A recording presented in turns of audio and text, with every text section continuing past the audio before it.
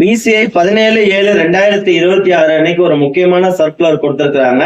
இந்த social media, அதாவது இந்த WhatsApp, Instagram, Facebook, X, YouTube போன்ற சமூக வலைதளங்களை பயன்படுத்தும் வழக்கறிஞர்கள், சட்ட மாணவர்கள், இன்டர்ன்கள் ஆகியோர் என்னென்ன விஷயங்கள்லாம் சமூக வலைதளத்துல செய்யணும், செய்யக்கூடாது அப்படின்னு சொல்லிட்டு ஒரு விரிவான சர்க்குலர் ஒரு 37 பேஜுக்கு பிசிஐ அனௌன்ஸ் பண்ணிருக்கிறாங்க. அதை பத்தி தான் இன்னைக்கு நான் ஷார்ட்டா உங்களுக்கு எக்ஸ்பிளைன் பண்றேன். ஃபுல் சர்க்குலர் வேணும்ன்றவங்க சர்க்குலர்னு சொல்லிட்டு கமெண்ட் பண்ணுங்க, நான் உங்களுக்கு அந்த சர்க்குலரை அனுப்பி விடுறேன். அதாவது இந்த பிசிஐயோட சர்க்குலர் யார் யாருக்கெல்லாம் பொருந்தும் அப்படின்ற ஒரு விஷயங்கள் பாத்தீங்கன்னா, அட்வொகேட்ஸுக்கு, சீனியர் அட்வொகேட்ஸுக்கு, லா ஸ்டூடெண்ட்ஸுக்கு, இன்டர்ன்ஸ்க்கு, லா காலேஜஸ்க்கு, பார் அசோசியேஷன்ஸ்க்கு பொருந்தும் அப்படின்னு சொல்லிட்டு பிசிஐ சொல்லியிருக்கிறாங்க.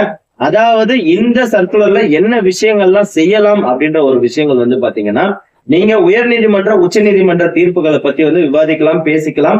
அதை பத்தி எந்த தடையும் கிடையாது. அதே மாதிரி சட்ட விழிப்புணர்வு வீடியோ நீங்க பதிவு செய்யலாம்.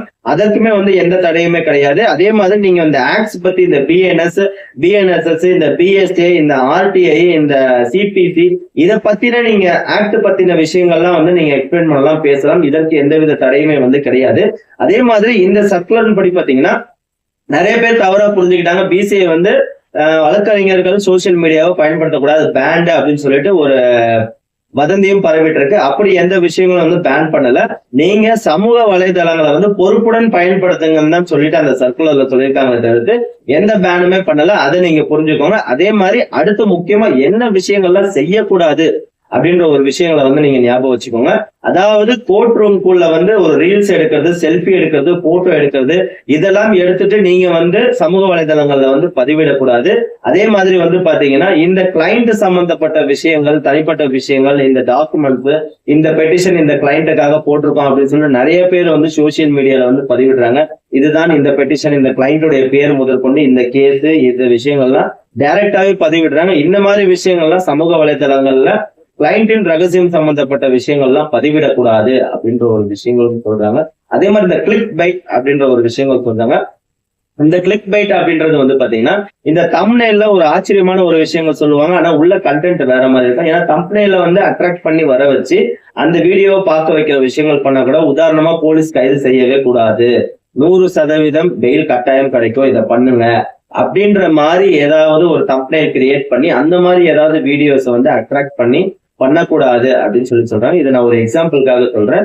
அதே மாதிரி முக்கியமான விஷயங்கள் பாத்தீங்கன்னா, இந்த நீதிமன்ற வளாகங்கள் மட்டும் இல்லாம, நீதிமன்ற அறைகள் இல்லாம, கோர்ட் பிரமிசஸ் உடைய கண்ணியத்தையும் பாதுகாக்கணும் அப்படின்னு சொல்லிட்டு ரிப்பீட்டடா கோர்ட் பிரமிசஸ் பத்தியுமே பேசிட்டு இருக்காங்க.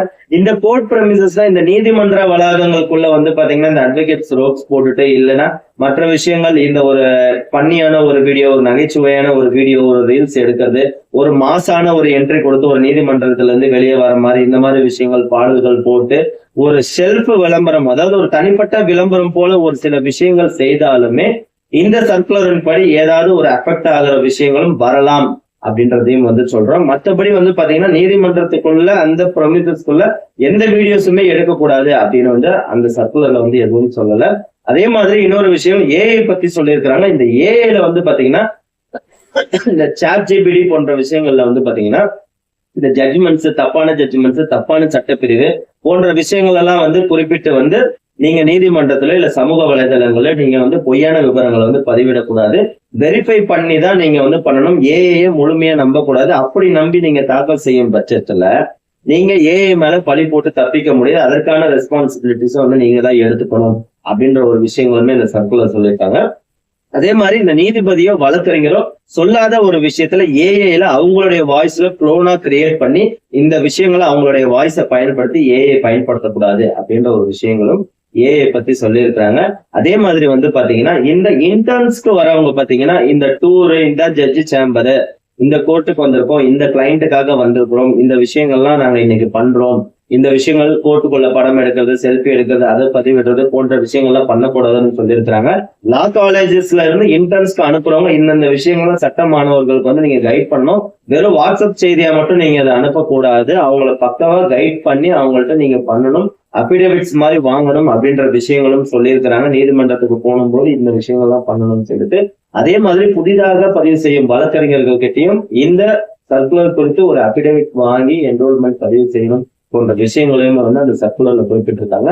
அதே மாதிரி இதை பற்றி ஏதாவது புகார் வந்தது அப்படின்ற பட்சத்துல முதல்ல என்கொயரி பண்ணும் பட்சத்துல இவங்கள்ட்ட வந்து கிளாரிபிகேஷன் கேட்டு அதன் பிறகுதான் வந்து ஆக்ஷன் எடுக்கணும்னு சொல்லியிருக்காங்க. அதே மாதிரி இந்த சர்க்குலரை தனிப்பட்ட பழிவாங்கல் மற்றும் பாத்தீங்கன்னா ஒரு சட்ட ரீதியான விமர்சனங்கள் வைக்கிறவங்களை ஒடுக்கிறது, ஆதாரமற்ற புகாரை வந்து கொடுக்கிறவங்களுக்கு இந்த மாதிரி விஷயங்கள்லாம் வந்து இந்த சர்க்குலரை பயன்படுத்தக்கூடாது அப்படின்னு சொல்லி வந்து பிசிஐ சொல்லியிருக்காங்க.